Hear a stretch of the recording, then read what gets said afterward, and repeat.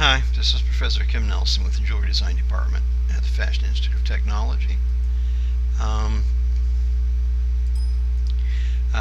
going to take a few minutes here and do a tutorial on creating maquettes for stones. A maquette is a brief three-dimensional sketch. And when you make a maquette for a stone for a 3D model, you really are not concerned about faceting. You're just concerned about proportions. So I'm going to do a few shapes here quickly to give you an idea.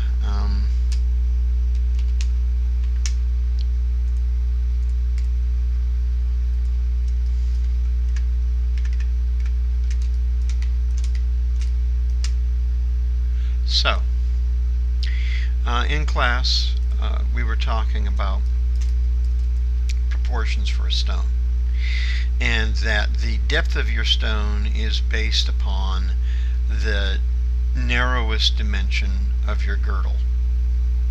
What I have in each one of these stone drawings is a girdle line, and then I have a table line. As I mentioned in class, the way I came up with that was to simply scale the girdle by 53%.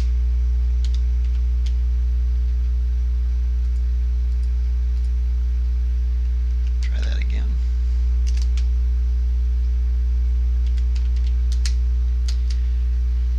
And as you see, that comes out with a result that is not equidistant, it's not uniform.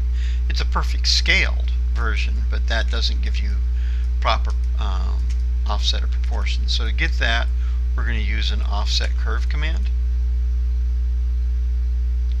It's going to go to the curve tools, offset,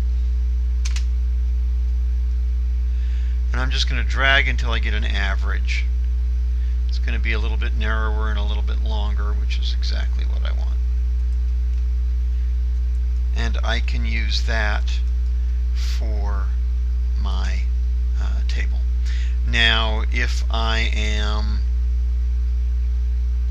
going to try to cut the corners like I have here, I can do that. I don't need to, but if I were going to do it, I would just borrow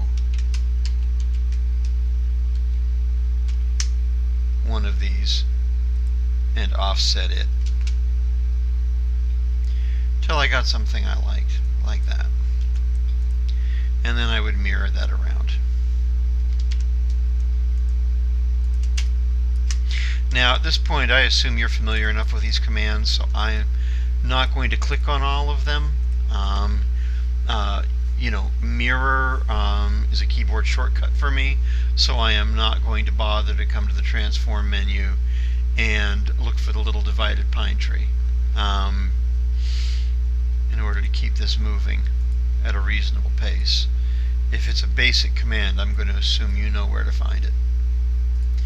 Going to use a fillet corner to tidy this drawing up.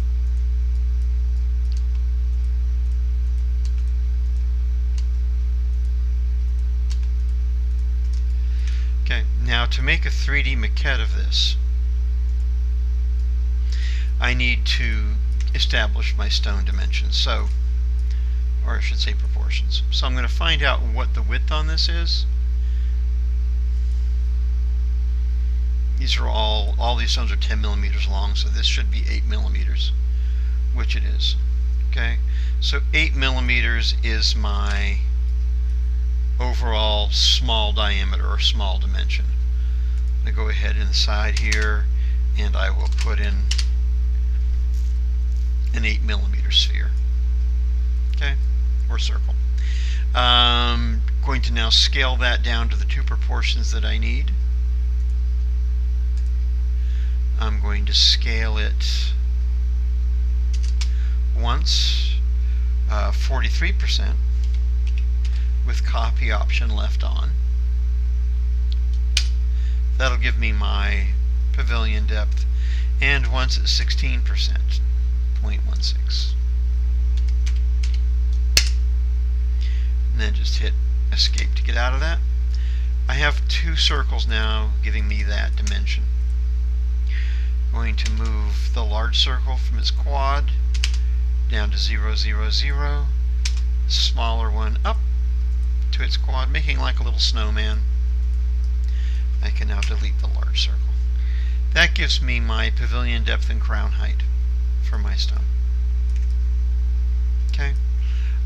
Moving this up, I'm going to project my object snaps, and I'm going to move it from the midpoint on that table line to the quadrant at the top. So I pointed out in class, you just need one command to do this, or two commands depending on your preference, but one of them is loft. So pick up my loft, select my two curves, make sure my arrows are going the same direction, hit enter. For the bottom, I have a choice of two different commands I could use. One command would be extrude to point.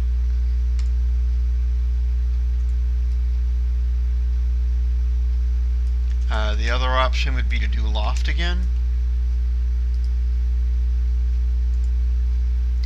Pick the outer curve for the girdle, and then pick point option from the command line and enter. Gives me the same result. Join these together,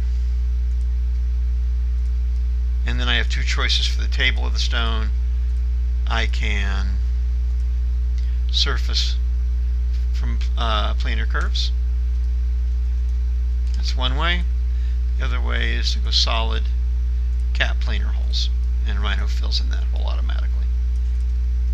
So that will give me the emerald cut. Alright.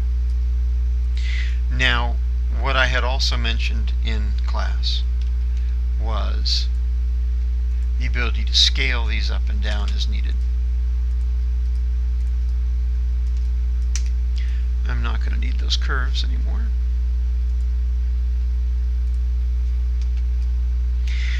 So let's say instead of being a 10 by 8, let's go to the Stoller website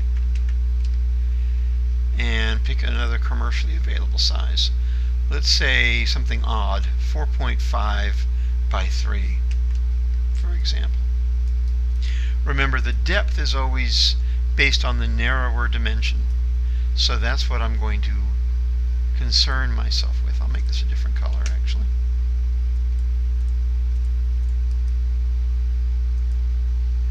So go into wireframe, just looking for a nice color to draw with. Red's fine. Go curve, center radius 0, diameter 3.5. So that's how wide the new stone is going to be. For me, the easiest way to transform this down is to use the orient 2 points command. Copy equals, scale equals 3D. It's going to ask for my first reference points. I'll use mid, and then I don't want grid snap on anymore. Mid, and quad, quad. And I know that that same stone has now been reduced in size to fit exactly 3.5 millimeters. Okay. I could have also done that with a simple scale. Scale. And mid. Quad. I had this copy option on, which is why I had to delete one of those. So anyway, either way will work. I always like orient because for certain shape stones it makes my life easier, and I like following patterns. So this is supposed to be 4.5 by 3. So now I'm going to need a circle that's 4.5. And you'll see that it is slightly bigger. So to get this stone to true size, I'm going to have to use a non-uniform scale.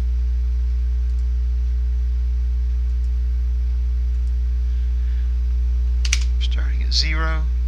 I don't want to change anything in this direction, so I've got to make sure that this is a 1. So type in 1. I do want to change this dimension. I'm going to reach up, grab the mid of that facet line, and snap to the quad. Z I do not want to change because I specifically want this to stay the same depth that would be appropriate for the 3.5 millimeter width. The depth of the stone is always determined by the smaller dimension of the girdle. So keep that at 1, enter, and that stone is now an accurate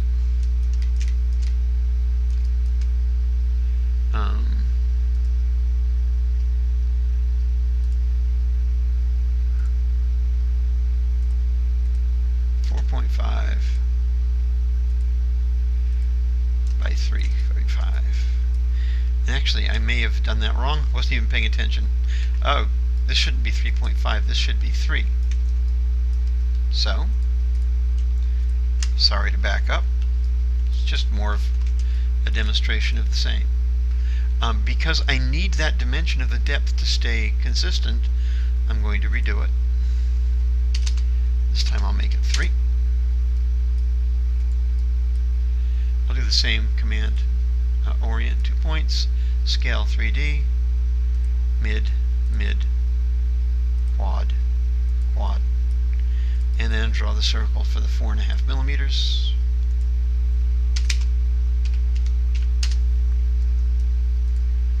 And non-uniform scale. Nothing there.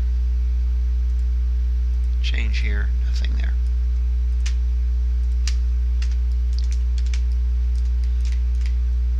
And that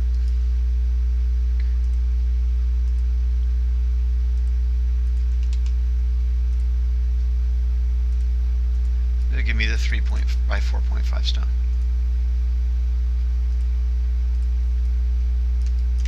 And there's our original. So by following this method, I can scale this to any dimension that I want. I will repeat it again. Actually, may as well copy those over.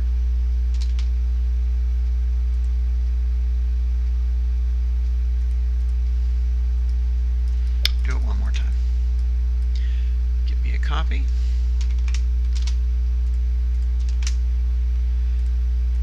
Pick a fresh color. Oops, not any color but white. There we go. Pick a new dimension. Let's go bigger this time. Let's take it up to 14 by 12. This would be a good size for your center stone, for a 3-stone ring. 14 by 12. So once again, what is important is the minor dimension, the smaller dimension.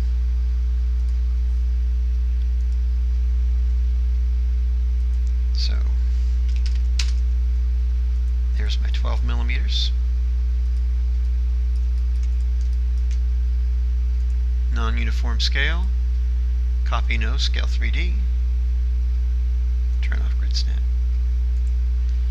Mid, mid, quad, quad. So that stone is the appropriate width and depth for the minor dimension of that girdle.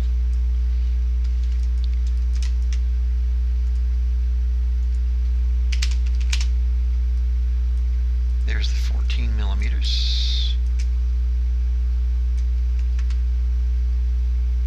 Double checking this time. And non-uniform scale. Once again, starting at 0.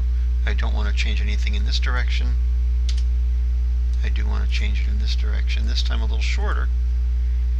And Z stays the same.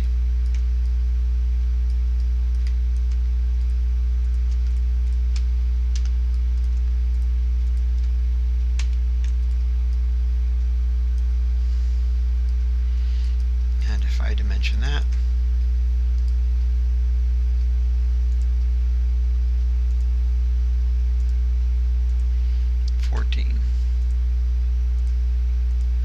by 12.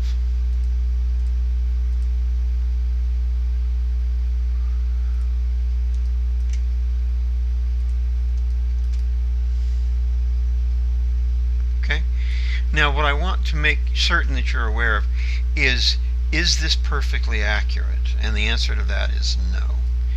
I want you to look at the relationship between the table and the girdle. On the original dark blue stone, it is perfectly offset. In the pale blue stone, it is not. It is, these facets would be, this faceted area of the crown is longer than this side. And over here, it's very close, but since I know how I scaled it, I know that these are slightly longer than these. So, does that matter? Depends on what you're doing with it. If I were making a final model for a customer, and I had the actual stone in hand, I would take the dimensions of the actual stone and model each stone independently. As a maquette, as a space holder for your design work, this is fine. This will work. If you have one stone model of a predetermined size that's accurate proportion-wise, you can keep scaling and orienting and non-uniform scaling that to make, you know, whatever size you want, because it has your depths. It has your proper pavilion depth. It has your proper crown height. It'll give you a good sense of what you're working with. If that bothered you for any reason, it would be a very simple matter to actually make it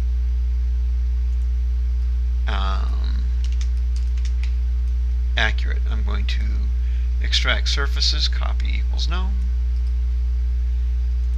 join them together, extract surfaces, take away the crown, table. I'm going to catch the edge of this surface with a duplicate border command.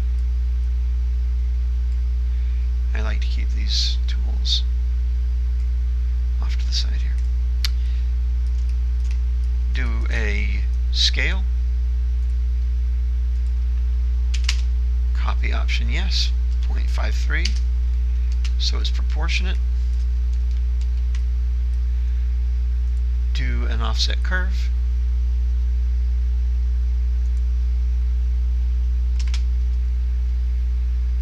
Split the difference. Delete the original.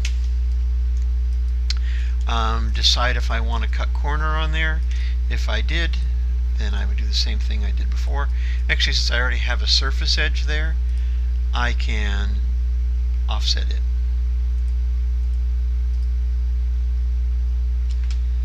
Till I get something I like. Mirror that around.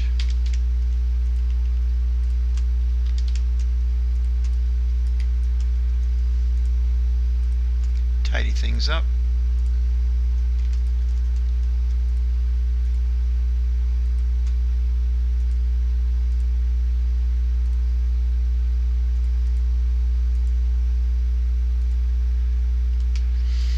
Tidy up some more with a fillet curve.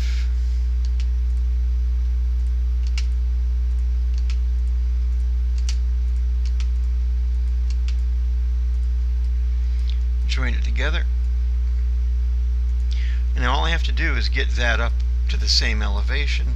I could use a move command for that, but what I'm going to do is assign a C-plane to that surface and then project this to C-plane.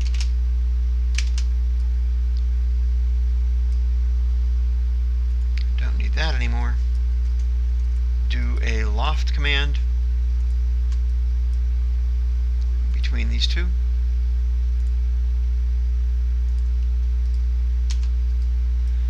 Join. And cat planar holes.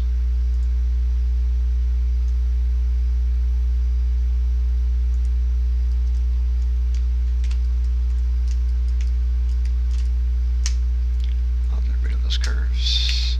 Now I want you to see this compared to the original one, so I'm going to copy that to clipboard and undo a bit.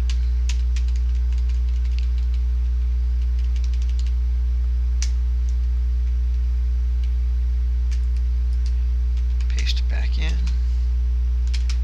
Move it over to the side a little bit.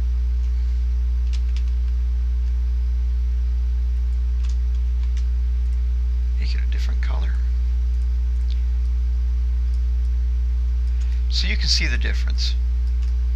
Here is the maquette, which I just quickly oriented a non-uniform scale to bring up to size. Here is the accurate version. Sometimes it's worth doing, sometimes it's not. It's up to you. But for a maquette, that certainly is not necessary. Just to make sure that you understand how that all worked. I'm actually going to put these all. Got to clean up a little layer action here so that I can do what I want to do. I'm going to draw another shape stone, something that's more difficult. By the way, I will upload this to our page, so you will have this. Let's do a heart. Hearts are truly difficult, so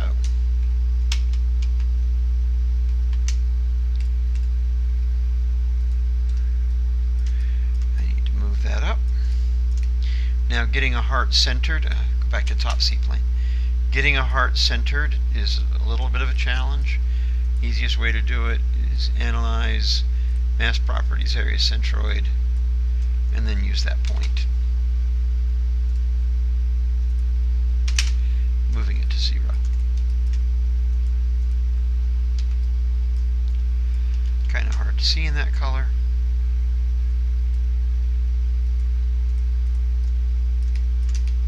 Going to repeat the process. This is 10 millimeters. Heart shapes are the same width as they are width and length is the same, so there is no minor dimension here. So it's just 10 millimeters.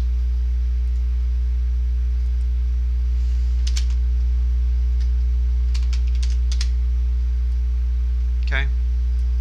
It's not really lining up because the heart's not centered on that circle. That wasn't its mass properties, area centroid. If I want it to line up perfectly, that'll do it. Doesn't really matter. I need to draw 2 more circles. Scale versions of this.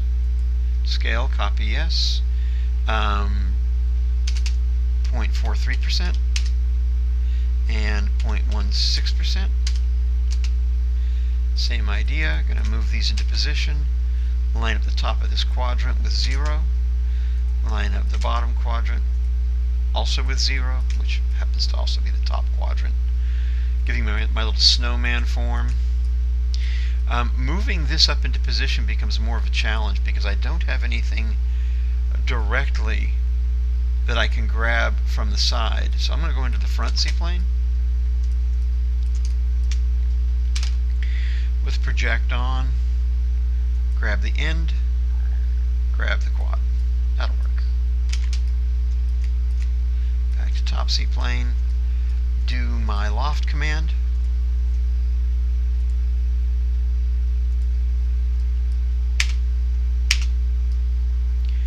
And this is going to be easier to do with the extrude to point, I believe, so I'm going to do that. I've got to make sure I turn project off. If project to C-plane is on, it's going to project that pick point to the C-plane. Join it together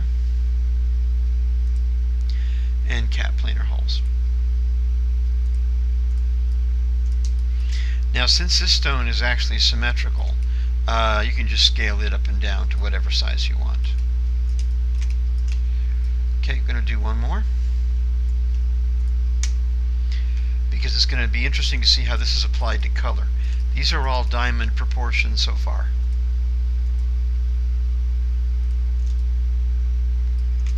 Take our friend the pear.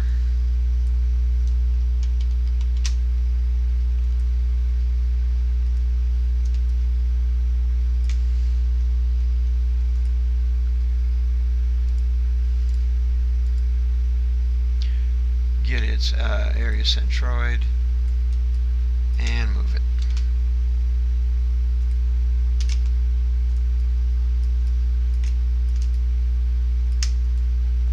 Okay, so color's a little different. We talked about how the proportions change a little bit. We still need a minor dimension, so I need to find out what the narrowness of this is. This is 10 millimeters, so I believe it's 7, but you can grab the quadrant here. Yeah, it's 7, close enough. So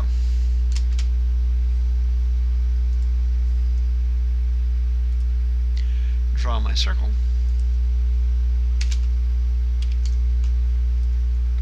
Now for color, it's not 43%, it's 55 or even 60%. There is no rule. You basically don't want to make it too shallow.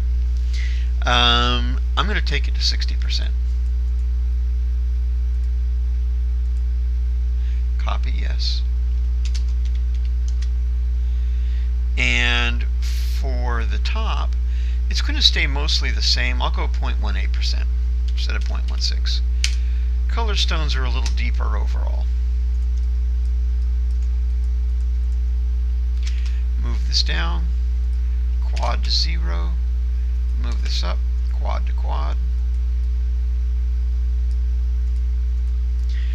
Go into my front C-plane, move, project from the point to the top of the quad.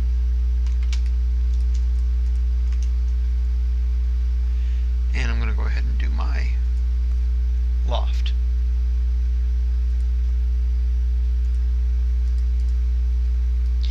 Now for the pavilion, I could do a diamond style, coming straight down, turn off project, and do that. However, with color, I almost never use orthographic views. You may have noticed that by now. This straight slope is just not accurate for color. Color always has a very bold shape, not like a cereal bowl. And since I know that's true, I don't like to draw my maquettes like that for fear that I'm going to end up with a problem when I try and use it for modeling purposes. So I'm going to take a minute and actually draw a curve. And I'm going to use a arc start end direction command right here. I'm going to go to quad, going to go to end, and then I can just pull this handle down to get what I want. Okay, and then I'm going to do a single rail sweep. Pick the curve, pick the profile, and hit enter. I was afraid of that. It's not enough information. Okay, I have another option here. I could do rail revolve. This is my profile curve. That's my rail. Oops, sorry. It needs to know the axis, straight up and down. And that worked really well. So you can do that. Also, something I will often do, because I want to determine the shape on both sides, is I'll come in here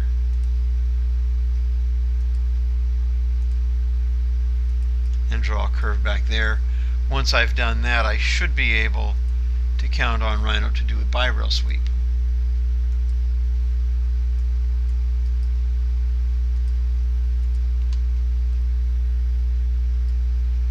Interesting. Rhino is saying that the problem is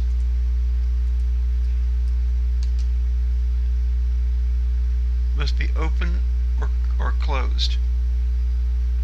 Okay, so we have a problem here. Sorry, but it's worth, this is a closed curve. Open curve. Open curve. Rhino should not have a problem with that. Do it one more time. This time I'll pick these first.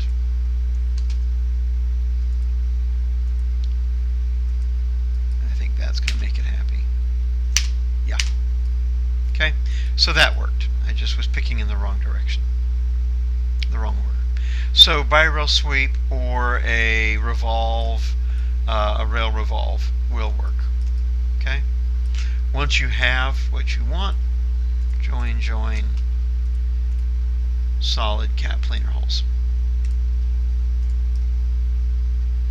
And you have a color pair.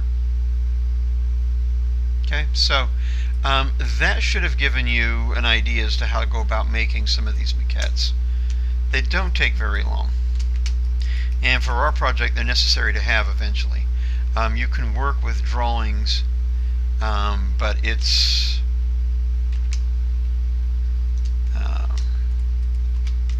a little bit tedious to do. It's certainly easier if you have maquettes you can work with. Alright, that's it for this tutorial. I'll see you in class this week. Thanks for watching.